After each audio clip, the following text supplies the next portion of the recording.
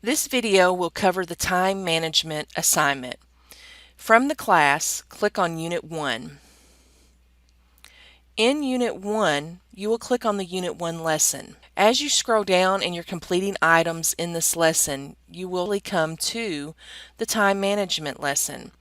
And you will notice that there's a link here that will take you out to the time management lesson, as well as some other links to give you information about goal setting. If you click on the link to take you out to the time management lesson, that just brings you to a page that has information about time management. And that includes what time management is, the different ways to estimate time commitments, looking at how you find balance, and looking at skills, time wasters, and procrastination. There is a quiz on the time management lesson, but you do not have to actually complete that here, but I do encourage you to go through it because there will most likely be a question or two that you will see on the unit quiz. And then there is a time management and practice assignment that you can work through, and that just helps you to see how you can best manage your time.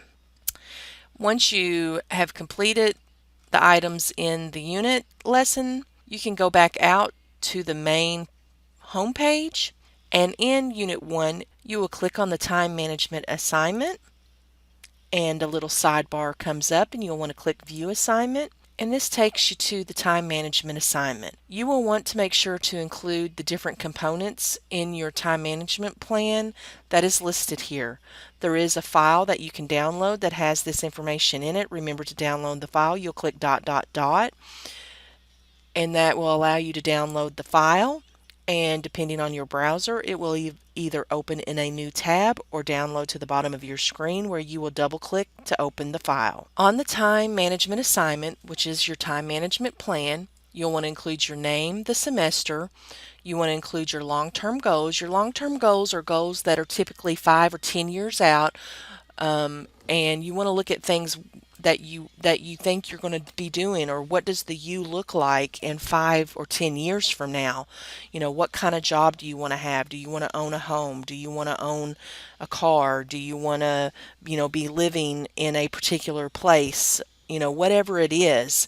You could also include being healthy here. A long-term goal is that you stay healthy all your life, because depending on what illnesses or diseases that may be genetic in your family, you'll want to make sure that you're taking care of yourself, that you're eating properly, that you're exercising, so that way that you're able to take care of all of those that you love. Then the short-term goals. The short-term goals, or smaller goals, really are meant for you to meet your long-term goals. It's the smaller steps that you would take to meet your long-term goals. So if you have one long-term goal, is that you want to be, for example, a nurse practitioner, a short-term goal, of course, is to get through nurse aid and maybe the associate degree nursing, and then the next step would be bachelor's, and then you'd move right through the steps up to being a nurse practitioner.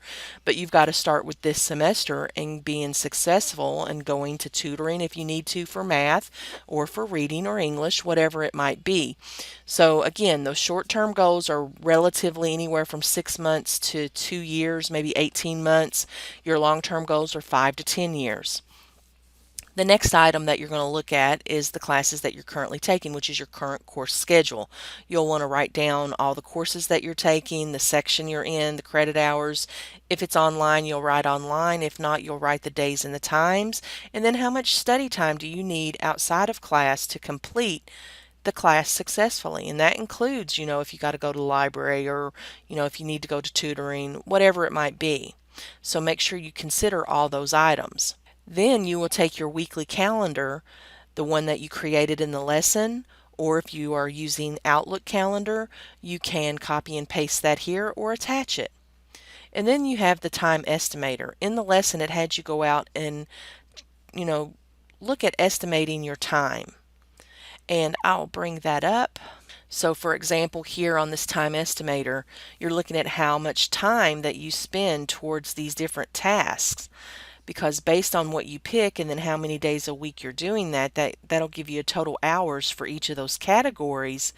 But then it'll tell you how much time you'll have left in the week for studying. And just remember, you want to make sure you have 2 to 3 hours of study time for each hour of class. And you'll find out that, you use a lot of hours doing things that maybe you don't need to do right now, or you need to limit your time doing. But it's something to think about. And you'll copy the screen here of that time estimator after you get it completely done. You'll snip a screenshot of that and paste that here. And then you want to list your 3 time wasters. In the lesson, it goes over what time wasters are and what are your big 3. And you're going to list those here. And then you end with the statement of commitment, where it's just a paragraph where you'll indicate how you'll utilize your time management calendar and other strategies so you're not wasting time or procrastinating, so you can meet your goals. And remember, your focus is on those short-term goals, because if you meet your short-term goals, you ultimately will meet your long-term goals. But if you have any questions, please, please, please let your instructor know, and we can help you with getting this assignment completed. And hopefully you take time and really think about how much time that you're going to be spending on study time, and how you're going to balance that with the other things that you have going on in your life.